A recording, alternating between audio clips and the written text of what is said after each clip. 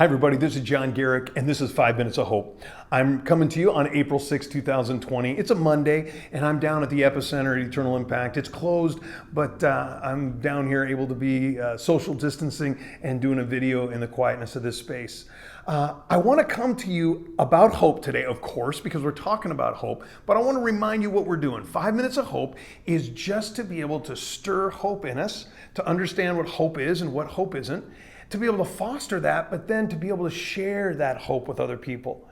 So during this very challenging time, and it is challenging, we are right in the middle of more restrictions and this COVID-19 very complicated pandemic that has really affected people all over the world.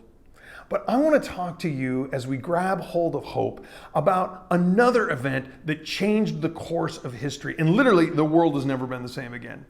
This week is Passion Week for Christians around the world. It's going to be a very unique one this year. Yesterday was Palm Sunday.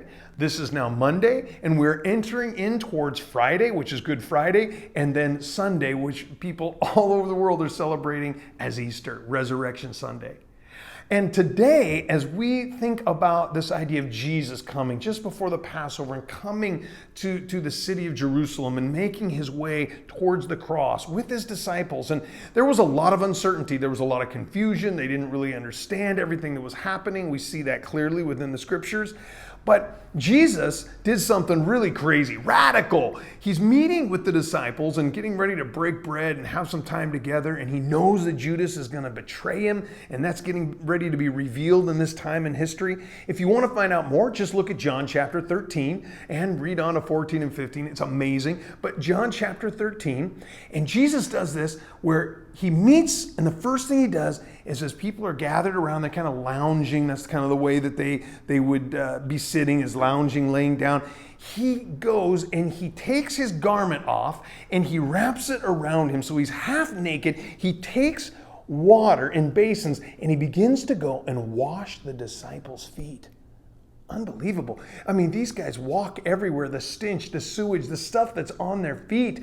And he lovingly goes and he begins to wash their feet and take their stench and their garbage and put it upon himself, onto his garment. Now, we don't have time to talk about the powerful metaphor that Jesus was showing there about how he takes on our junk and our garbage onto his life and died for that sin on the cross. But that's another 5 minutes of hope. But right now, what I want you to catch is that Jesus was showing servanthood. Now, many of us right now have our eyes open to a lot of people that serve all the time. Grocery workers, gas station attendants, supply chain people, warehouse workers, and of course, the medical personnel who are loving us on the front lines, and those that are cleaning the facilities and making sure that they're safe and ready for patients. I mean, servanthood is something we admire. Why? Because it's infused in us to admire from the creator of the universe.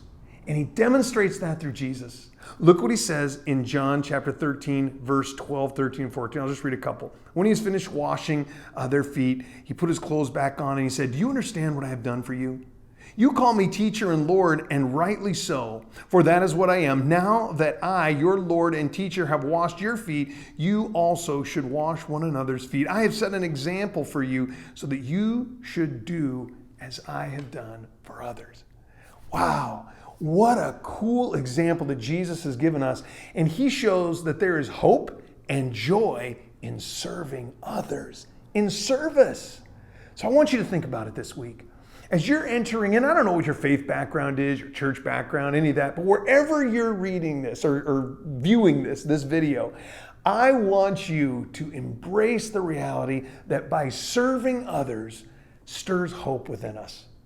Serving others stirs hope within us. How can you serve?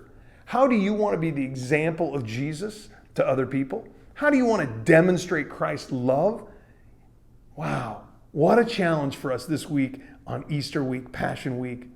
So wherever you are, whatever you're facing, find a way to serve. There's so many creative ways to do it. Don't let this COVID-19 thing think that you can't serve. There's many ways to do it. So open your life up to that. And however you want to share this, please share the video, subscribe, share, whatever you need to do. But let's pass on the hope. And remember, he loves you. And at every corner, there's hope. I love you. And we'll talk to you next time on 5 Minutes of Hope.